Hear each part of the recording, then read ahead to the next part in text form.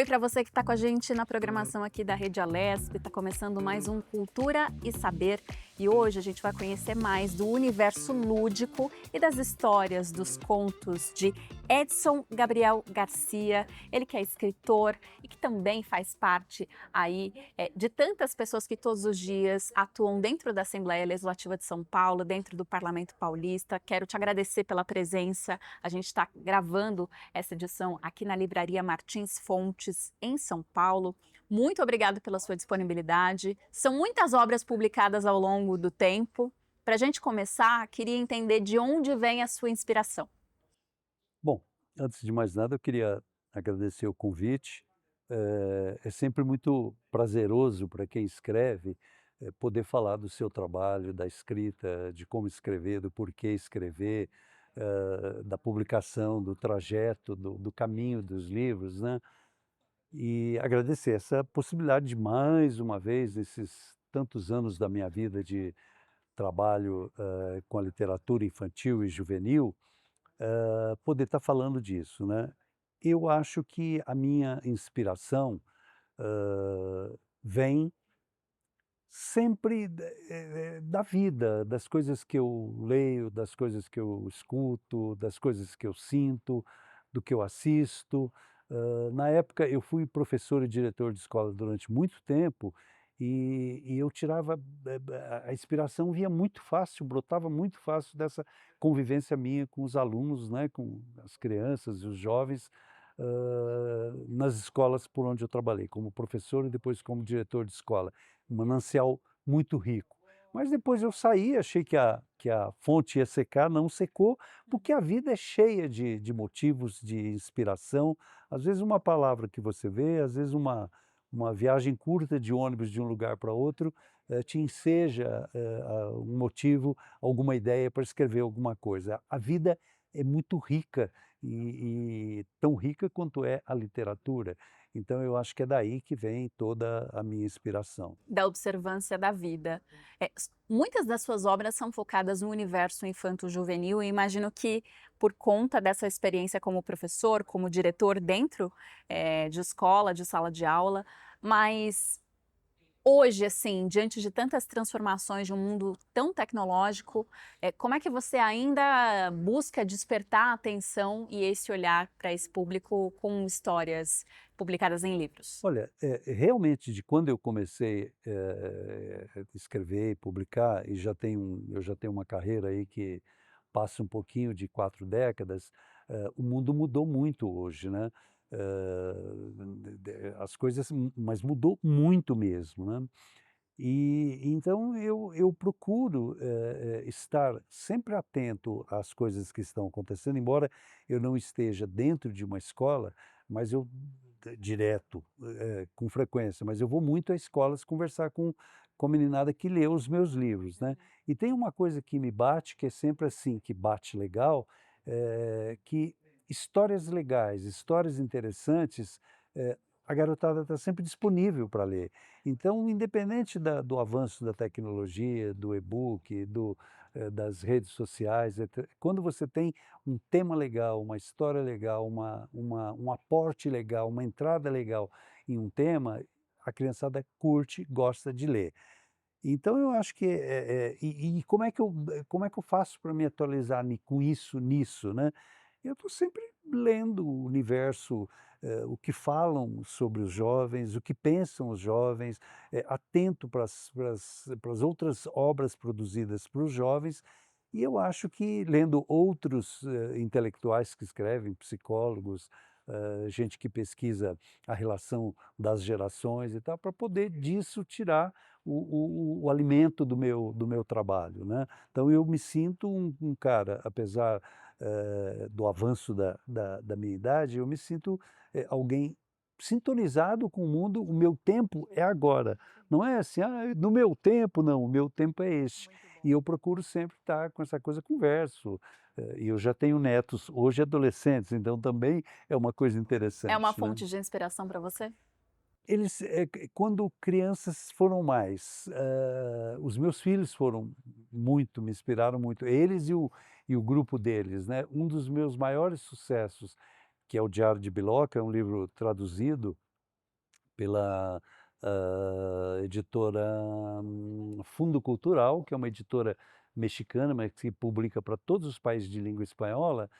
O Diário de Biloca foi um livro que eu escrevi a partir de diários das amigas da minha filha, quando elas tinham 12, 13 anos. Elas me franquearam as suas agendas e eu me servi daquilo, devolvi e nunca comentei nada com ninguém sobre o que eu li lá, mas me permitiu escrever o Diário de Biloca, que é o meu grande sucesso, o meu livro mais vendido, traduzido, essa coisa toda, né.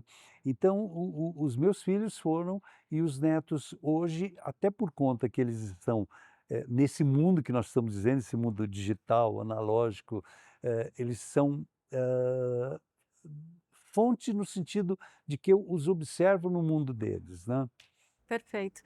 Falando das suas tantas obras, quantas são no total até hoje e você já está preparando alguma outra? Eu já escrevi bastante, juntando o que não foi publicado ainda, o que eu escrevi e não deu certo, não ficou legal, o que já foi publicado e já saiu de catálogo, tem muita coisa que já saiu, são mais de 40 anos de carreira, e eu diversifiquei muito o meu trabalho. Pelo fato de estar presente dentro de escola, eu fui autor de livro didático de língua portuguesa, né, que é uma coisa, assim, trabalhosa pra caramba, mas é uma experiência interessante também. E na minha carreira eu diversifiquei, escrevo contos, eu escrevo, terror, eu escrevo pequenos romances, eu escrevo, coisas do cotidiano, dicas de comportamento, cidadania. E aí são, sei lá, acho que publicadas, eu acho que encosta num número aproximadamente perto de 70, É mais ou bom, assim, menos. quando a gente não sabe exatamente, porque tem muita coisa, no entorno. É muito interessante isso que você fala sobre a escrita de livros didáticos, porque quando eu estava no colégio, eu me lembro que às vezes eu pegava um livro, né, em que a gente ainda escrevia, né, nos livros, eu pensava assim: "Nossa", olhava na capa e dizia assim: "Bom, quem será essa pessoa? Como é que pode ter tanta criatividade para reunir tanta informação num livro só?", porque os livros eram enormes, né. Sim. Então, hoje a gente tem o privilégio de conhecer uma das pessoas responsáveis, talvez, pelos livros que eu e tanta gente, acompanhou durante os anos escolares. Nas suas publicações, a gente tem e queria falar sobre algumas delas, começando por Amoreco e Contos Assombrosos. São livros aí com intervalo entre 2004 e 2020 e que você, contextualiza e traz contos, né, focados na juventude e também no universo do terror. Queria que você começasse falando sobre como é que foi a construção dessas 2 obras. Olha, eu gosto muito de escrever contos. O meu querido amigo Pedro Bandeira, que é um ícone entre nós, né, o mais de todos nós, Sim. ele diz, e já escreveu isso em alguns lugares, que eu sou um dos melhores contistas para crianças e jovens da nossa geração, né. E eu procuro, depois disso eu procuro, fazer valer essa verdade, né. Eu acho que conto é uma coisa muito gostosa de escrever, porque você tem uma ideia, ela vem em bloco, você começa a escrever, às vezes, assim, não dá para parar, e só para quando termina. Então ele é um bloquinho pequeno que você trabalha e quando ele ficar pronto, "Oba, que legal, tá aqui". E junta depois os vários contos em um livro, e esse livro de os meus livros de contos, eles sempre têm, mais ou menos uma linha condutora, uma estruturação básica, né. Então o Amoreco, por exemplo, são livros eu, gosto muito desse livro, e ele entra vira e mexe ele está entrando nessas bibliotecas de prefeituras que compram livro para distribuir para criança, porque a molecada nessa faixa etária de 10, 11, 12 anos aproximadamente, vivem muito isso que os contos que estão no Amoreco, que eu bebi muito nessa fonte, que é aquela coisa, ela está deixando de ser criança, eh, o menino está deixando de implicar com a menina e a menina deixando de implicar com ele, mas estão um olhando para o outro, com o olhar de um outro interesse. Então é quando começa a aparecer, quando começa assim, eu brinco e falo, quando começa a dar cócegas no coração, né. Eles descobrem que o sentimento dele com aquela menina ou a menina com o menino, ele é mais do que uma rusguinha, uma briguinha de escola e não sei o que, ele começa a olhar de uma forma interessante. Então o conto, ele se chama Amoreco, exatamente isso, é um amorzinho pequeno, é o começo da descoberta do amor, o primeiro bilhete, a primeira traição, a primeira paixão, perdida, guardada, Que todo mundo viveu, escondida, né? não correspondida, né. E então esse é o fio condutor do Amoreco, que é um livro que eu gosto bastante, bastante. E o Contos, Assombrosos, ele faz parte de uma outra entrada minha na literatura, que é escrever contos de terror.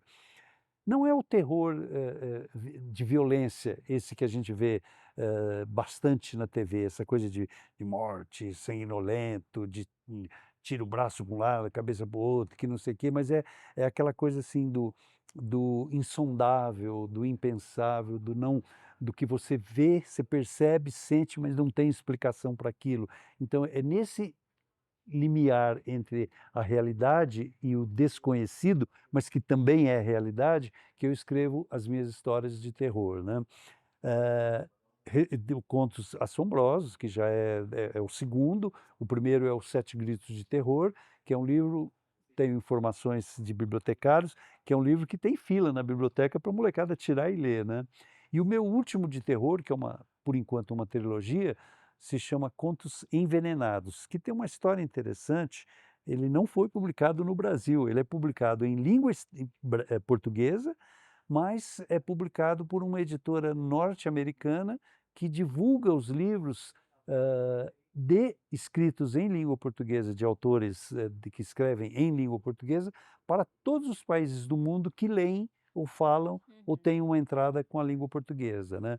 E também é um livro de histórias essa coisa do desconhecido, do insondável, do mistério e tal. Isso é um despertar tremendo da imaginação de quem é muito curioso, porque o livro proporciona para gente um universo que eu acho que para cada leitor é único. Então você imagina as cenas, você imagina a descrição, né, daquela cena, na sua cabeça, talvez de um jeito que o outro que está lendo vai imaginar de outra maneira, né. Então isso que você fala sobre, fazer esse alinhamento também desperta essa imaginação numa época em que a gente está muito curioso pelo mundo, né. E isso é muito interessante, a gente pensar. Você imagina que ou pensa que a gente precisa despertar também nos mais jovens o interesse por registrar, seus pensamentos, as suas histórias, despertar esse interesse também por se tornar escritor? Sem dúvida, eu acho que claro que a minha fala é uma fala de alguém apaixonado por isso, então, evidentemente que eu não poderia falar de outra forma, né. Eu acho que, eh escrever é uma forma de fotografar o mundo, só que você fotografa com palavras, né. Escrever é uma ler e escrever são 2 coisas que se completam. Eu acho que você entende o mundo lendo e você entende o mundo também escrevendo. Quando eu escrevo, eu estou fazendo um exercício de leitura do mundo e, concretizando aquilo através de um instrumento que se chama língua escrita, né. Como agora conversando com você, o instrumento é a língua falada.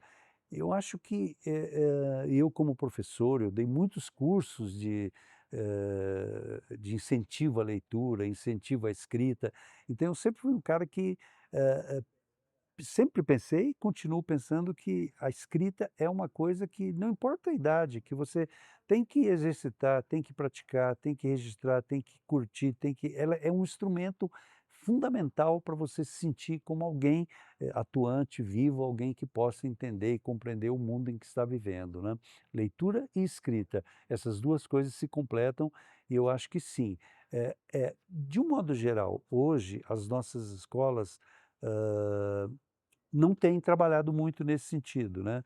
A gente vive até um momento de uma falsa compreensão de que qualidade na educação é plataformizar a educação, e não é, né, isso significa você tirar pedaços do raciocínio, você tirar pedaços da leitura, da escrita, porque as coisas meio que estão ali, pré-prontas, consumo rápido, imediato, né.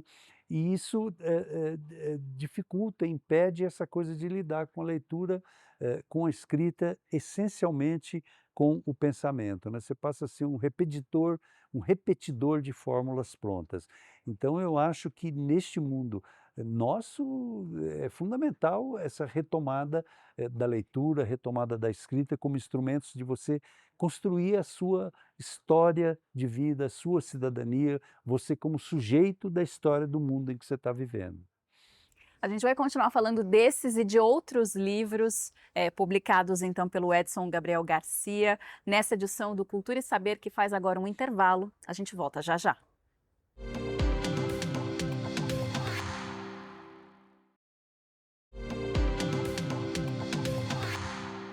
Estamos de volta com o Cultura e Saber, hoje conhecendo mais sobre a trajetória e as obras do autor Edson Gabriel Garcia, ele que tem uma longa história com a educação, com a literatura, e publicou e escreveu diversos gêneros, inclusive queria que a gente pudesse falar sobre Lambisgoia, de 1983, obra sua que tem um título muito interessante, de uma palavra que a gente quase já não usa mais, mas que era muito comum no passado para atribuir a alguém, né? Sempre a mulher, inclusive. De onde vem a inspiração? Como que você consolida essa história nessa obra? Olha, o título,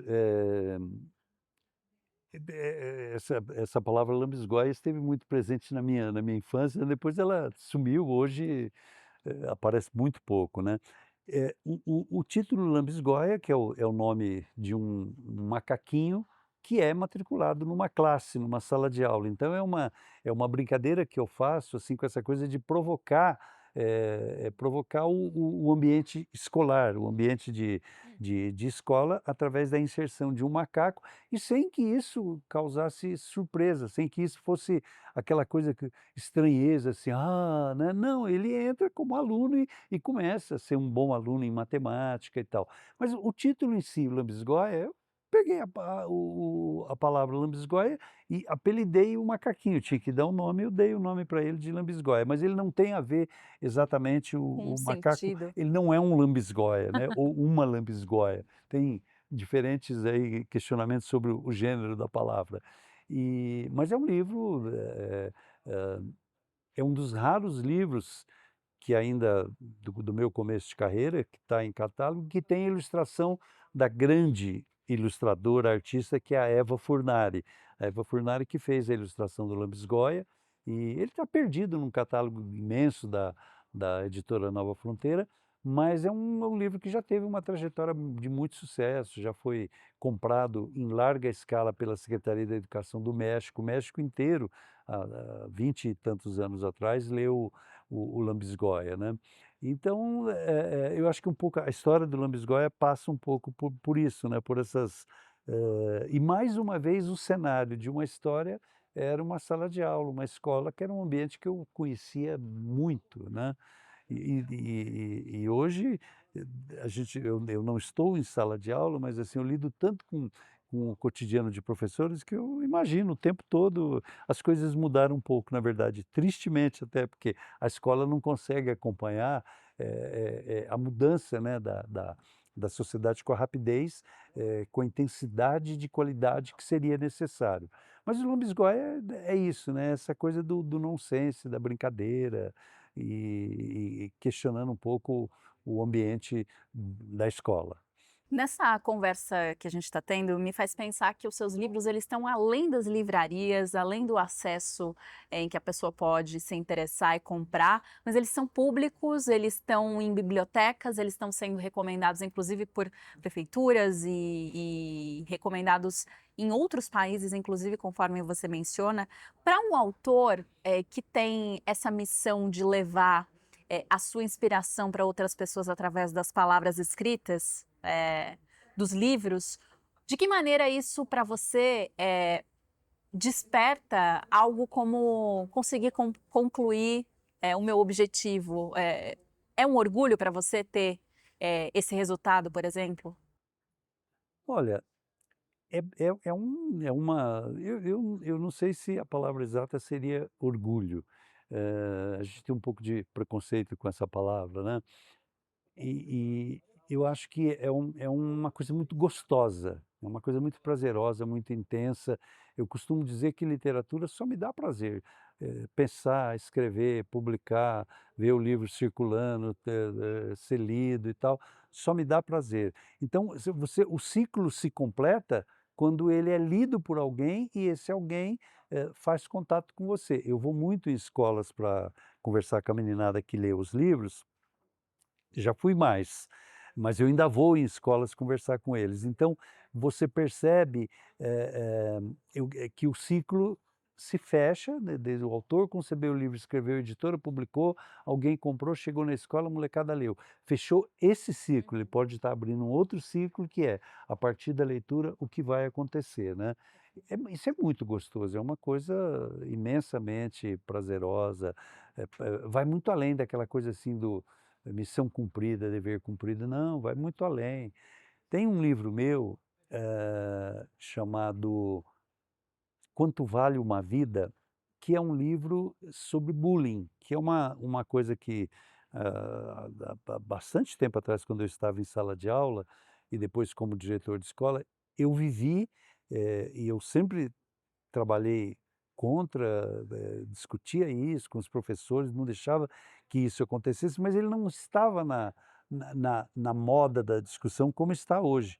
E incrível, menina, o bullying continua acontecendo aos punhados nas nossas escolas e com frequência na escola. Escola é um ambiente muito fértil para acontecer o bullying, né. E esse livro meu, Quanto Vale uma Vida, ele é um livro é uma interrogação do título do livro. Já me disseram: "Ah, não é legal dar título interrogativo para livro". É legal sim, quando o título é legal, não importa se é interrogativo, afirmativo, exclamativo, quanto vale uma vida. Esse livro pega um foco, uma história de bullying e recentemente, há coisa de um mês e meio atrás, eu estive numa escola, conversando com a meninada, né, eles leram 3 turmas leram o livro e essa coisa assim, fechou o meu ciclo lá naquele momento, mas eu tenho certeza que ficou um ciclo aberto na escola com os alunos, porque aquilo passou a ser uma conversa deles. E eu sei, porque as professoras me contaram o que rolou depois da leitura, né. Então tem essa coisa da literatura, tem isso que você, fecha o ciclo para o escritor, mas o ciclo para o leitor está em aberto. Hoje, agora, provavelmente em algum lugar, em algum canto, tem alguém lendo um livro meu, e eu estou aqui conversando com você sem a menor noção. Então, essas coisas assim acontecem. E a trajetória do livro, esse tipo de livro que a gente chama de literatura infantil e juvenil, ou o livro paradidático para a escola, ele tem a entrada sim, via livrarias, mas o grosso dessa escola é adoção, as escolas fazem adoção do livro, aí todo mundo lê e, chama ou não o autor para conversar, ou o poder público compra e distribui para as escolas, né. Então assim, chega, pra bastante gente o tempo todo, então enquanto um autor de aqui no Brasil, né, para vender 2.000 livros de uma tiragem, pena a gente vende 2.000 livros de literatura infantil e juvenil com uma tranquilidade, né, porque na média, tem os livros que não vendem, que encalham e tal, essa coisa toda. Porque esse mercado consumidor de adoção de escola e poder público, ele é grande, né, tanto que você tem um movimento hoje, não é o objetivo da nossa conversa aqui, mas você tem um movimento hoje de grandes empresas do exterior que compram editoras do Brasil, vêm para cá, se estabelece aqui, porque elas têm o olho nesse mercado, que é um mercado muito grande, principalmente o mercado do livro didático, né. Tá aí várias editoras comprando, as nossas já, as editoras estabelecidas e, por conta nisso, é um mercado bastante grande, né, um mercado quando eu comecei há muito tempo atrás, éramos poucos. E hoje você tem cada esquina você tem uma casa publicadora de literatura infantil e juvenil, todo mundo acha que escrever para criança é pegar e contar uma historiazinha, fazer meia dúzia juntar meia dúzia de palavras, sempre com palavras no diminutivo e acha que escrever para criança é isso. Não é de jeito nenhum isso, mas você tem uma produção muito grande hoje de literatura infantil e mais infantil, a juvenil não, a juvenil é uma coisa meio é como que se você tivesse um rio difícil de atravessar para sair da infantil e pular para juvenil, porque escrever para jovens é uma coisa muito complicada, é muito difícil, e a gente tem hoje, desculpe eu me alongar um pouco nisso, a gente tem hoje um olhar crítico, um olhar moralista, das escolas e de muitos pais que impedem a compra, a veiculação de determinados temas nas escolas, e isso é muito ruim, porque é redutor não só para quem escreve, como para quem publica e para a escola, que se vê preocupada: "Ai, não posso adotar um livro que critica o modelo de família. Ai, não posso adotar um livro que ele trata de política", e tal, essas coisas assim, né. E Já entrando nesse tema, queria que a gente, inclusive caminhando aqui para o nosso encerramento, 2 publicações muito importantes que você também tem, que é o Se Liga, né, um livro que fala sobre comportamento, e, Política, Decifra-me ou Te Devoro, que tem um título incrível, né, e uma capa muito bonita também. Queria que você pudesse falar também dessas inspirações, dessas publicações e da construção, né, dessas obras que você também publicou e que está disponível. então, são 2 livros que eu gosto muito, né. O Se Liga já tem mais de 20 anos, é um sucesso, tá, acho que na 13ª, tiragem da 2ª ou 3ª edição, e ele São é um livro dicas para conviver melhor. isso. E qual é esse segredo para a gente conviver melhor? Eu acho que eu não tenho esse segredo, eu arrisquei alguns pitacos aqui, que são coisas que a gente fala o tempo todo, respeito, cuidado, atenção, respeitar a diversidade, atenção para a diversidade, coisas simples, você está na escola, fila da cantina, fazer trabalho em grupo, então dividir a tarefa com o colega, são coisas assim que acontece muito no cotidiano da escola. E a molecada adora o livro, sabe, porque pegam coisas que às vezes eles se acham fazendo aquilo porque, "ah, eu sou eu", mas ele se esquece que alguém está sofrendo pelo jeito que ele está fazendo, então ele se enquadra aqui e vê. Então eu acho assim, bem, talvez esses padrões de comportamento, eles não mudam de um dia para o outro, de uma semana para o outro, de um ano para o outro, por isso que o livro tem 20 anos e continua, acabou de sair agora em 2 meses atrás, uma nova tiragem do livro, né. É a 13ª? A 13ª, da segunda ou terceira edição, porque é diferente, né, edição é quando você mexe alguma coisa no livro e tal, e a tiragem é quando você tem aquela edição e vai fazendo pacotes, né, 2.000, 3.000 e tal. Acabou de sair uma, por conta de demanda, né, de gente que gosta de ler e eu estive agora há pouco num município chamado Boracéia, não é o da praia, é um município lá perto de Bauru, que a meninada leu o livro, né, muito legal você porque eles às vezes eles fazem coisas na vida que eles não percebem, aí quando alguém escreve, cutuca e mostra, ele fala: "Opa", cai a ficha, né. E o outro que é um livro muito queridinho para mim, e que tem uma quarta capa escrita pelo meu amigo Pedro Bandeira, né, e que eu adoro o título, Política, Decifra ou Te Devoro. A ideia desse livro é assim, pelo fato de trabalhar bastante política, de ser filiado a partido político, trabalhar com a política institucional, partidária inclusive e tal, eu sempre senti que a política é uma coisa que a escola fecha a cara, a escola tapa os olhos, põe tapa os ouvidos, censura, a escola morre de medo de política. E o que que eu qual foi a ideia de fazer? Fazer, traduzir os conceitos políticos, a organização política, as questões políticas, as brincadeiras políticas, os vícios políticos, traduzir numa linguagem que eu digo uma linguagem mais palatável para o jovem.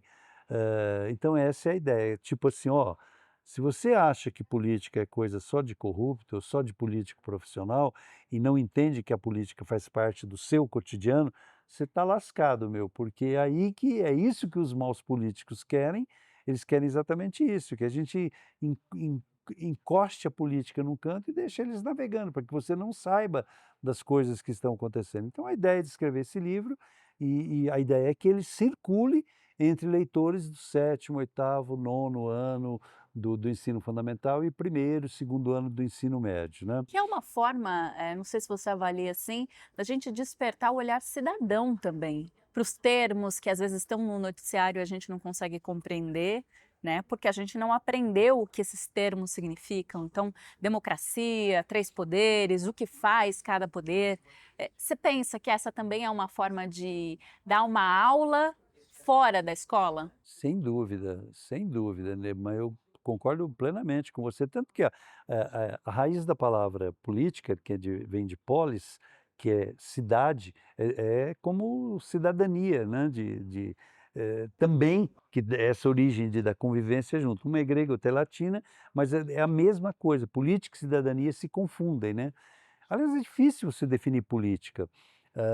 Por mais que a vida nossa toda esteja engendrada, mapeada na política e pela política, é difícil você definir o que é exatamente a política. É a arte do diálogo, é a arte da convivência, é a busca do bem-estar coletivo e tal, mas também isso é um exercício legal. Eu acho que é exatamente isso, né, a ideia desse livro é dizer para a moçada: "Olha, se cuida, você tem que entender um pouco mais do que é política, para você não ficar falando bobagem em boteco, até pode falar bobagem em boteco de bar, mas saiba que está falando bobagem, né, e não se achando que está discutindo política em alto nível, né". Então o meu sonho é ainda ver esse livro, comprado pelo poder público, em larga escala, as escolas adotando. Isso ainda não aconteceu, mas eu ainda quero que isso aconteça, tá. E eu gosto muito dele, acho que ele é um livro, ele ficou muito bonito, porque as ilustrações, os conceitos aqui são as ilustrações, elas vão dando, tipo cartoon, tipo, mais tipo cartoon, assim, elas vão focando e elas também permitem uma leitura do que é a política, do que é a proposta aqui. Perfeito. A gente conversou com o Edson Gabriel Garcia, autor de todas essas obras das quais nós falamos, sobretudo essa política Decifra-me ou Te Devoro, uma obra que a gente espera, né, que consiga educar muita gente dentro e fora das escolas sobre o poder que a gente tem nas mãos quando a gente entende o que é de fato a política. Um prazer conversar com você, espero que a gente se encontre mais vezes para falar de outras obras. Obrigado pela oportunidade. Eu acho que é uma delícia conversar sobre isso em qualquer momento, qualquer hora, conversar sobre livros, conversar sobre leitura, sobre a riqueza que é o universo da literatura. A vida da gente não deixa de ser uma obra de literatura em que você mistura coisas que às vezes você não sabe se é ficção ou se é realidade na própria vida, né? Então é muito gostoso falar sobre isso, falar sobre a trajetória do livro, como é que as coisas se dão, acontecem. Então, muito legal. Espero que quem nos assistir goste também, e outras oportunidades voltaremos a conversar sobre este e outros temas. Obrigado. Obrigada a você também que esteve conosco nessa edição do Cultura e Saber. Lembrando que você pode rever esse ou outros programas lá no canal da Alesp no YouTube. A gente se encontra ao longo da programação. Eu espero você. Até mais.